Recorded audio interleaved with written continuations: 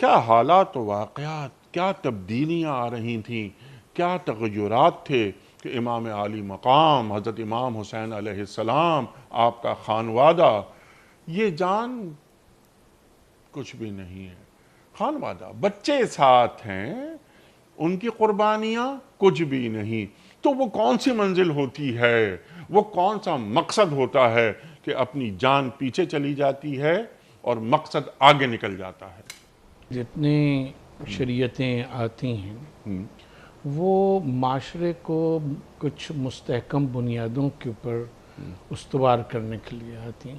سبحان اللہ۔ وہ جو تھوڑا بہت ماضی ہوتا ہے یا طویل ماضی ہوتا ہے ان معاشروں کا، ان کے جو لغویات ہیں ان کو وہ مٹاتی ہے اور نئے دینی اقدار جو ہیں انہیں مستحکم کرتی ہے، اور اس طرح سے معاشرے کو آگے لے کر چلتی ہے۔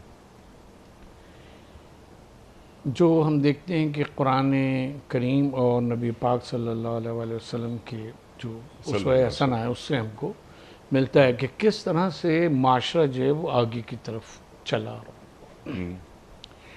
لیکن اب جب آپ جو تغیر کی بات کر رہے ہیں تو ہمیں تھوڑا سا واقع کربلا سے دو سٹیپ پیچھے جانے تھی۔ ارشاد۔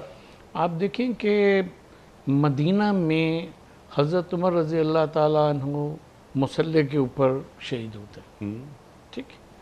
اس کے بعد آپ دیکھیں کہ حضرت عثمان رضی اللہ تعالیٰ عنہ کا محاصرہ کر کے 1 مہینے تک، ٹھیک ہے، اور ان پہ یہ الزامات اور جو تھے وہ تو تھے، ان کے بارے میں یہ کہنا کہ یہ شخص دین سے ہٹ گیا ہے، اس جسارت کے ساتھ وہ گھراؤ کرنا اور پھر ان کو بالآخر شہید کر دینا، وہ بھی شہید ہوئے۔ لیکن اس میں امپورٹنٹ بات یہ ہے کہ جو ان کے اوپر اعتراضات کیے گئے اور جو ان سے چیزیں منسوب کی گئیں غلط سلط، ان کی بنیاد کے اوپر یہ واقعہ جو ہے وہ وقوع پذیر ہوا۔